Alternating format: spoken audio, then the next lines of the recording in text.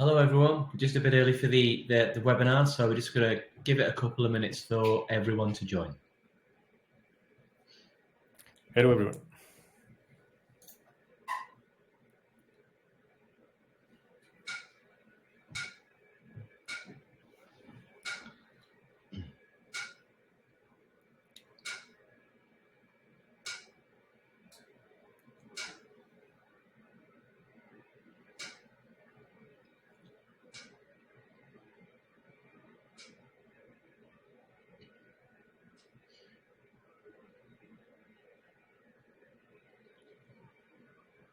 Just one more minute now and then we'll get going. We're just a bit early so far and we'll begin at 1 o'clock.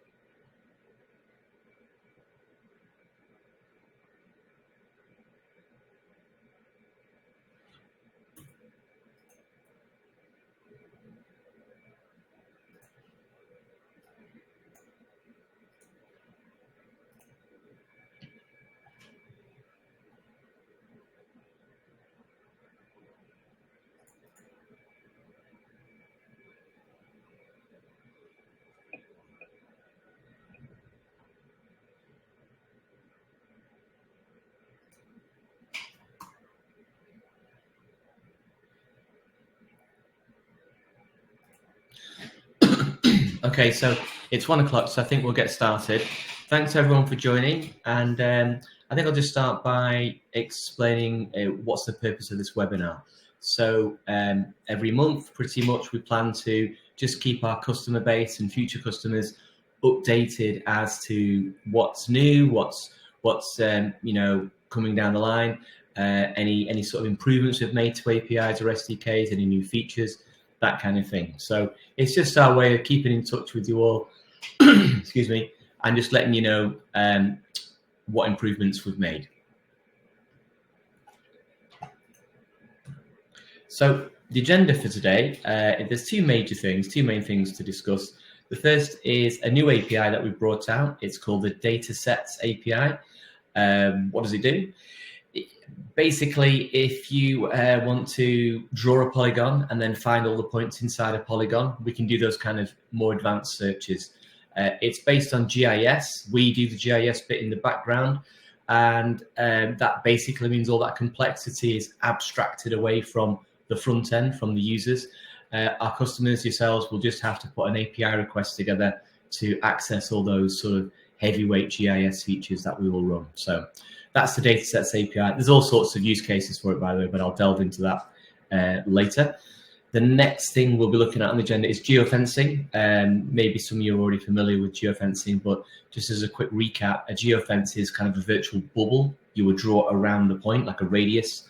And when you get a geofence, you can do cool stuff with it, like, is anyone getting near that geofence? Has anyone entered that geofence? Has the person left the geofence?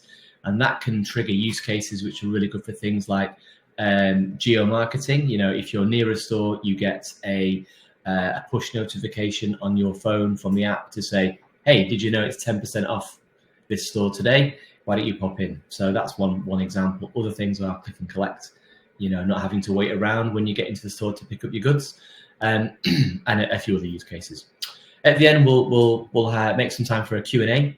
So yeah, if you have any questions, please either raise your hand on the live storm or just wait to the end and you can ask your question in the chat.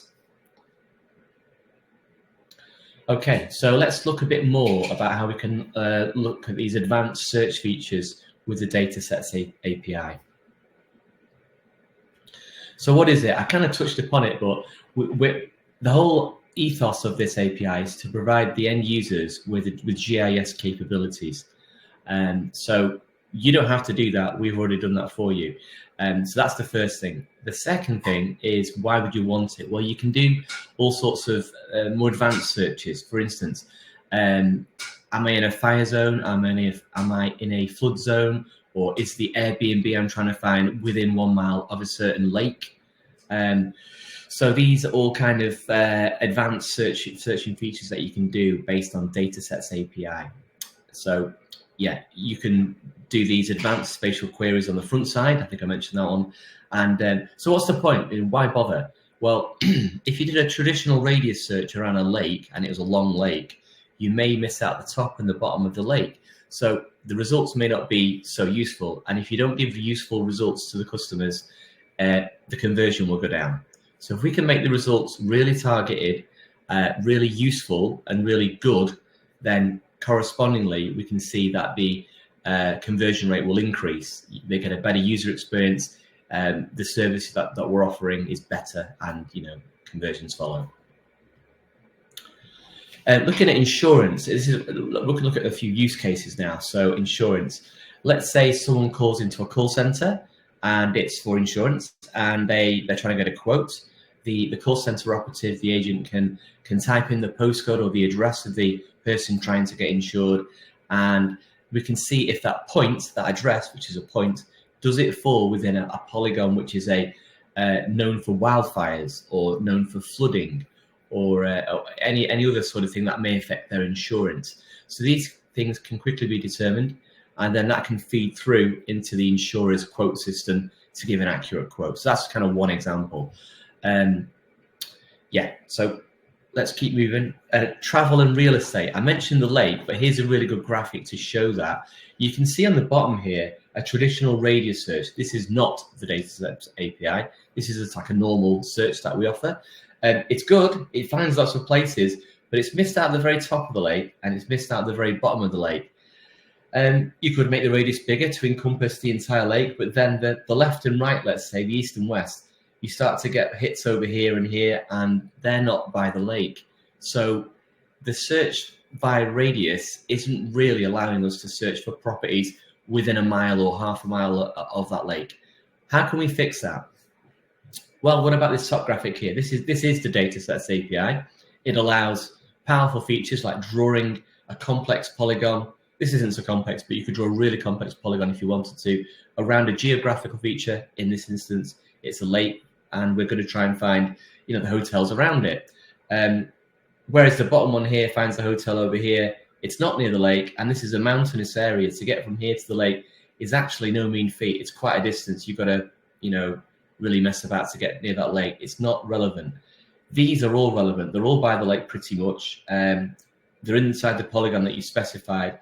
And so these are all interesting or more useful results, and thus should lead to a higher conversion. So it's just enriching that search feature. Okay, hopefully that makes sense. Some other use cases. So what about delivery zones?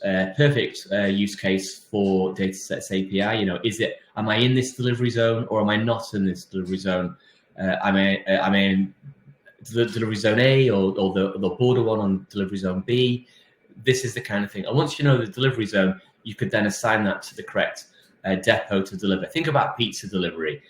Each one may have their own delivery zones, and this is a great way of finding that out, and using that as a practical example for retail. What about another one? Competitor zones. Is it intersecting? So this might be good, because maybe if your zone is intersecting a competitor's delivery zone, you might want to offer a better discount for those people, so that those people who are in both those zones can come to you more than they would the competitor, etc. Utilities, you can do things like 5G coverage. Is it 4G coverage? Is it only very basic coverage? You can start to see the coverage patterns, and if you have the polygons for those and the data for that, you can then do powerful searches for that, so you know what you can offer customers. Okay, so I think we've got some demos to quickly show you. So I'm going to hand over to my colleague Adrian, who's going to try and show you the Datasets API in a non-slide format, let's say. Adrian. Yes, thank you, Vernon. Yes, I'm Adrian, the head of customer care at Woosmap. So yes, we prepare some demonstration for you, and they are now integrated in the online documentation. So you can play with it just after, but I will share with you those demos. Let me share my screen. Yeah, maybe to show you the live demo, I want to give you a quick view insight about the key concept of this new Datasets API. So we can say there are two parts in this Datasets API. The first part is about hosting the data, your big data, your polygon data, your geographical data into the Woosmap platform. Okay, so the goals for you is if you don't have any GIS solution to manage this kind of geographical data, composed about polygons, lines, and points, you can use Woosmap to host this data into Woosmap. Okay, so this is the first step. And yeah, we propose accuracy storage and then geospatial features to query these data sets. Okay, so the second component, it's about the features and the queries. You can see here, we have four kinds of types of requests. So the nearby, the contains, the intersect, and the within request.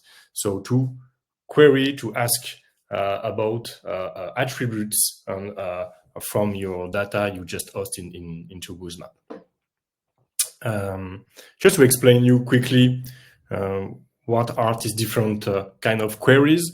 So nearby, pretty straightforward. The goal to use datasets with this kind of query is, for example, if you want to know if your address, your home, or your store is near other points, other stores, other points of interest, or near a road or near a specific area. Okay, that means you can define a buffer around each polygon and ask about if a position, if a point is near this other polygon. The within query is to, for example, you can search for points in a polygon. Okay, what you can see in the first image here.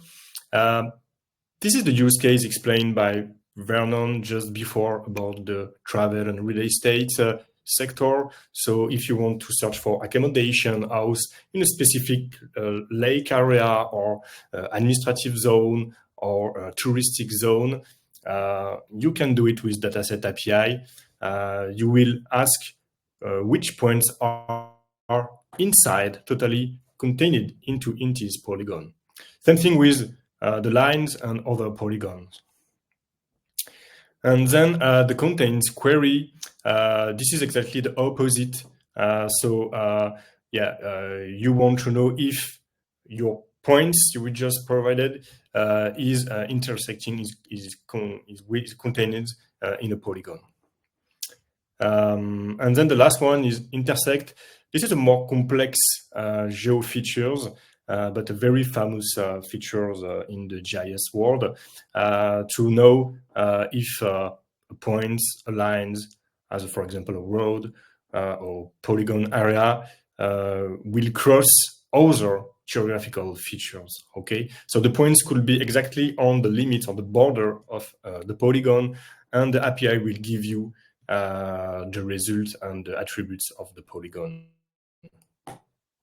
Yeah, so this is some sample of queries you can do with Datasets API, but as you can see, you can mix all the different types of geographical data and mix the different types of queries to really build very nice advanced search engine or geo-analysis, spatial analysis in your back office, for example, for geo-marketing or something like this. Just a last point about the supported files. Dataset can be loaded to Woosmap via .zip type file shape files. So this zip file will contain 4 files, you can host it into Woosmap. For the moment, this is the only format we are managing. By default, the maximum size of this file will be of 20 megaoctet. If you have bigger data, you can contact us and we can enlarge this limitation for sure. So now let's jump into the live demonstration. Yeah, you can see the demonstration now. And yeah, the first demo is about we load the seismic hazard in the USA into a Woosmap project. So this seismic hazard give some risk in a zone of earthquake zone. So yeah, as you know, it could be very interesting to know this in the real estate sector or in the insurance sector when you want to contract to assure your house or something like this. So yeah, for example, if I look for the city of San Diego in California, I want to know in which risk zone, earthquake risk zone, this city is. So you can see here, I just search for San Diego, and you can see here this city is intersecting this seismic area with a percentage of risk pretty high. Yeah. So yeah, it's will be the same here, the same result with the contains feature. Another data will be the US national risk. I will read it. Yeah. So you can see here some different polygon area defined by risk index in the USA, and here we will use the intersects feature. Okay, and we can imagine I will plan my travel from Los Angeles here to, for example, Sacramento. So you can imagine a road like this. And the Dataset API, we queries all the polygon, the risk polygon along the road.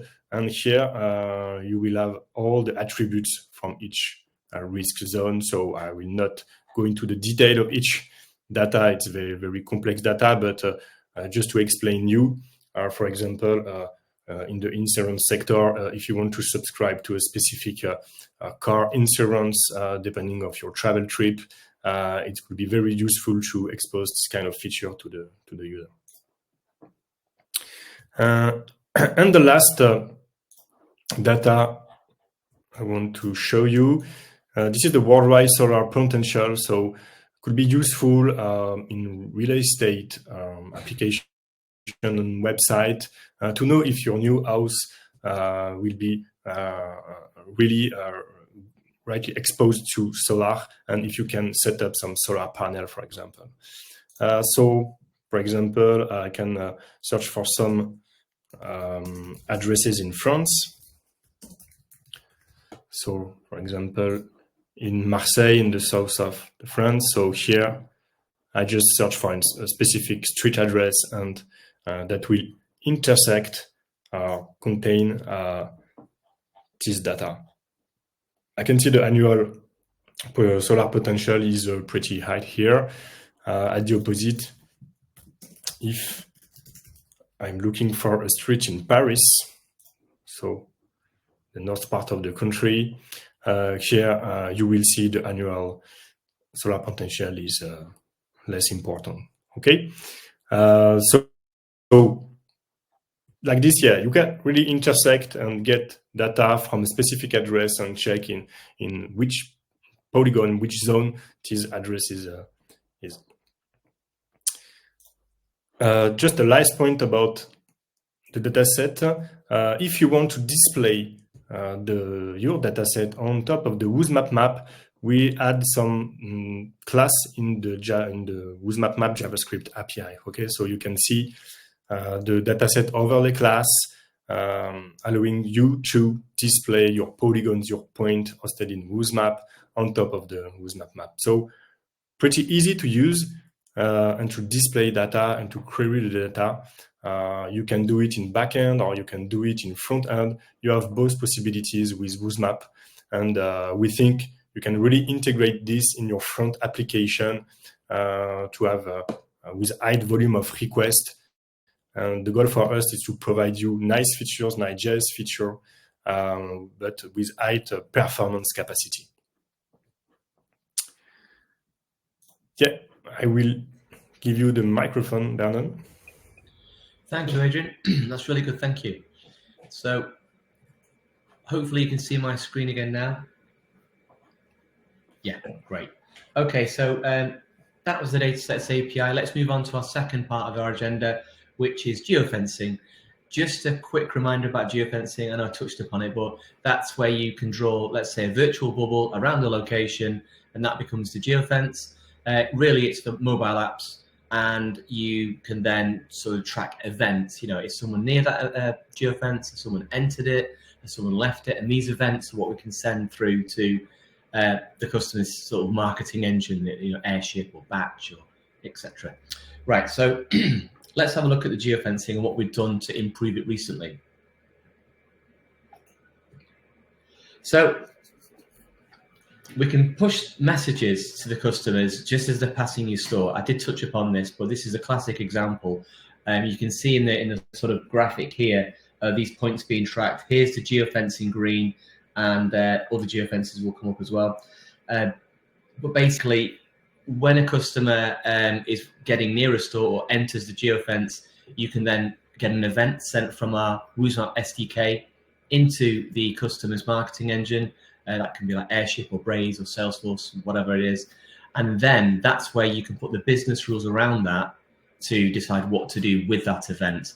It's important to note Woosmap doesn't do the push notifications. We allow the marketing engine to do that. So Airship or Braze would do the push notification based on those business rules you set around that event. So the event could be customers entered a geofence, and the response to business rules in the marketing engine could be, send them a 10% off discount push notification. So that's that. Well, why do this? You know, what do we see as the result of this kind of activity? Increasing store visits. That's the goal here, driving footfall to the stores. And we've got some stats there. You know, we've seen a 35% increase in store visits for businesses that have embraced this kind of technology. What about other things? So discounts and vouchers and promotions and marketing is one thing. That's one use case, a great use case. Another use case could be, well, how do we measure that? You know, and can we detect recurring visits? Well, you can. And it's really important to track this. If you can't measure it, then, you know, you won't be able to find out the value that it's brought for you. So what's the return on investment of your marketing campaign?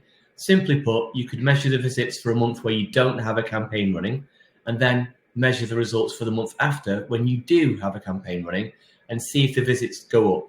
If it's going up and, you know, there's nothing else that's changed, you know, you could probably ascribe that to your marketing campaign, and then you can start to work out the ROI of doing that. So it's excellent for that. A few other things about, it's not just recurring visits. The Woosmap Geofencing SDK can do other things, like it can tell you how long a customer was in your store or in that geofence. If the geofence or the store is big enough, I'm talking like, you know, maybe a really big like B&Q, for instance, or maybe a shopping mall. You can also get stats like which part of the store was the user in the most, this kind of stuff. So it's quite powerful for the metric side of things and measuring ROI. One more use case here, click and collect. I did touch upon it, so I'll go quickly. But basically, no one wants to wait. Wouldn't it be great if the store knew you were coming to collect your order and instructed you where to go and had it all ready for you to get straight away? That's basically the use case for using geofencing with click and collect. It's really good for hot food, by the way. We have some big burger chains in France that are using this, and they wanted to make sure during COVID people weren't standing right next to each other. They had to be spaced apart.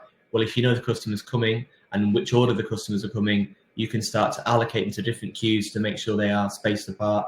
Also, no one likes to queue, so you can make sure they come to the right till at the right time and collect their order while it's hot. So yeah, click and collect. Just a quick one on this one. Apologies in French for anyone who speaks English. So this is an example of that kind of use case where it's click and collect, and you've got that governed by the Woosmap Geofencing SDK. So the customer gets a better experience, and the restaurant gets a more streamlined delivery of its goods to customers. So a few points to touch upon here, just quickly. This has been designed with privacy. So all the data that's generated on the SDK on the phone stays on the phone. So that's all there.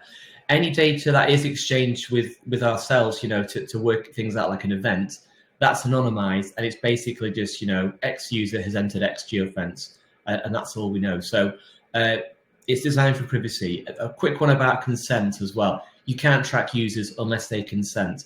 So why would they consent? You've got to ask, what's in it for me? What's in it for the customer? If a customer wants to get discounts when they pass their favorite store, maybe they will consent. If a customer doesn't want to wait while they go collect their click and collect, they might consent so that they can get a more efficient delivery and a better experience. So there's got to be something in it for the customer. And the summary is, it's designed for privacy. If the customer doesn't opt in, then they won't be able to take advantage of geofencing. So that's the privacy side. Unlimited geofences. If you just try to do geofencing on the native OSs of Apple and Android, then you are going to be limited. I forget the numbers. It's something like 20 on one and 50 or 100 on the other one. I think the last time I looked into it. And these are physical limits. You can't have more geofences than that. Woosmap's SDK for geofencing allows unlimited geofences. So we get around that. We designed it to give you as many geofences as you need. Last one, battery friendly. This is self-explanatory. There's no point in having this feature if it drains the battery. It will just get turned off. So we've basically made sure we've got different tracking profiles, 4 of them, to minimize battery consumption. Most of the time it's very passive. You might want to up this sort of passiveness to something a bit more regular if the customer's inside a geofence. And when they leave the geofence, turn it off completely. We don't need to do anything else now, and save that battery. So I mentioned some of the connectors and plugins to these marketing engines: Airship, Marketing Cloud from Salesforce, Batch, some of the frameworks that we have, Cordova, React Native. So we're quite flexible on that, but those are the main ones that we see take up on. I'm actually going to hand back now to Adrian to do some demos of geofencing. So, and he's going to explain to you a key concept about how easy we've made it to set up a geofence. So, Adrian. Yeah, thank you, Brandon.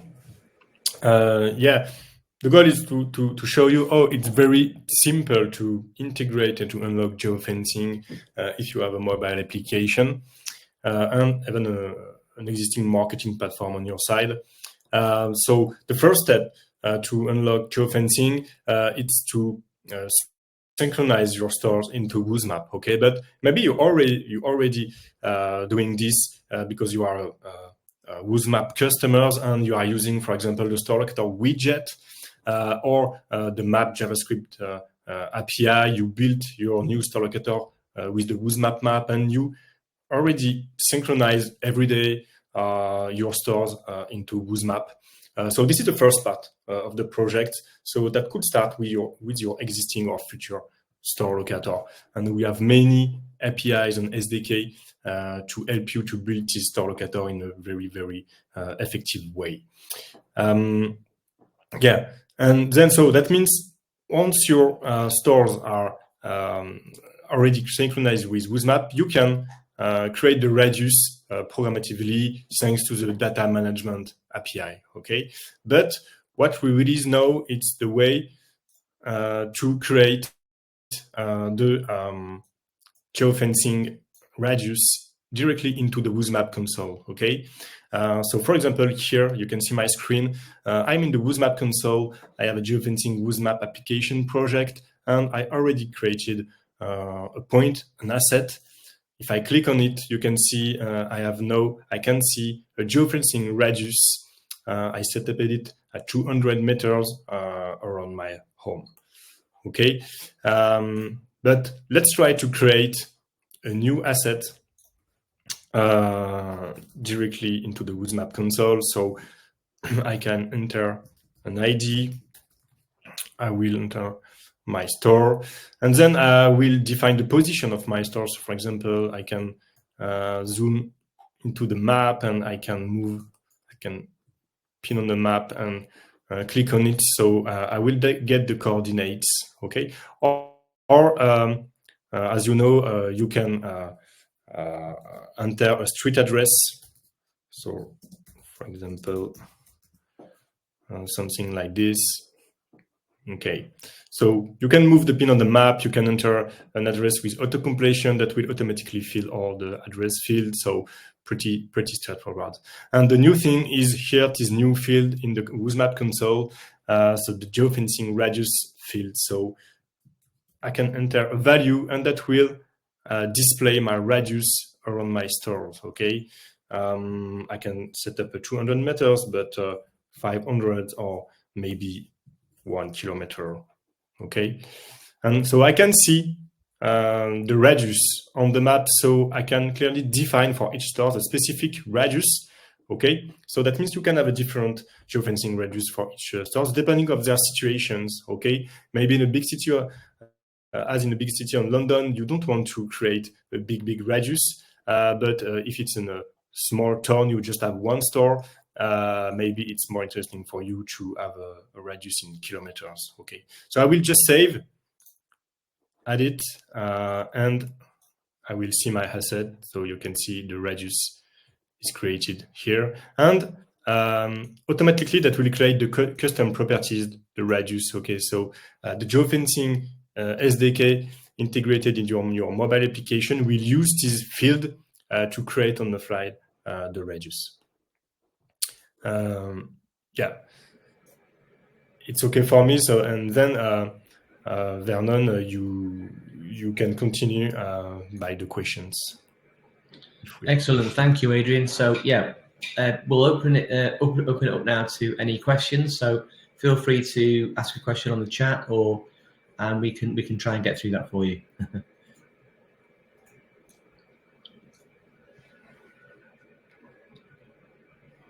If anyone thinks of a question later on, you've got my email address, I think, on the invite. So please feel free to just drop an email as well to myself or Adrian. We can get back to you on any query. You've got any use cases. We can set up a call if your team needs to go through anything, and because sometimes it's easier just to chat it through than email. So I'm just looking at the chat now. I think, yeah, Adrian's put the API documentation link in the chat. So also for geofencing, these can be handy links. Okay, I don't think we're getting any questions coming in, so I think what we'll probably do is end the webinar for now. The recording, this is recorded, so you can watch it again if you need to look at anything again. But yeah, thank you everyone for your time, and have a great rest of your day. Oh, there's a question. My apologies, sorry. Okay. You guys look pretty good today. Thank you, Arnaud.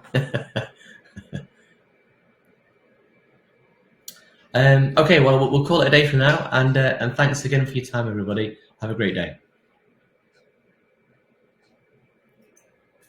Bye.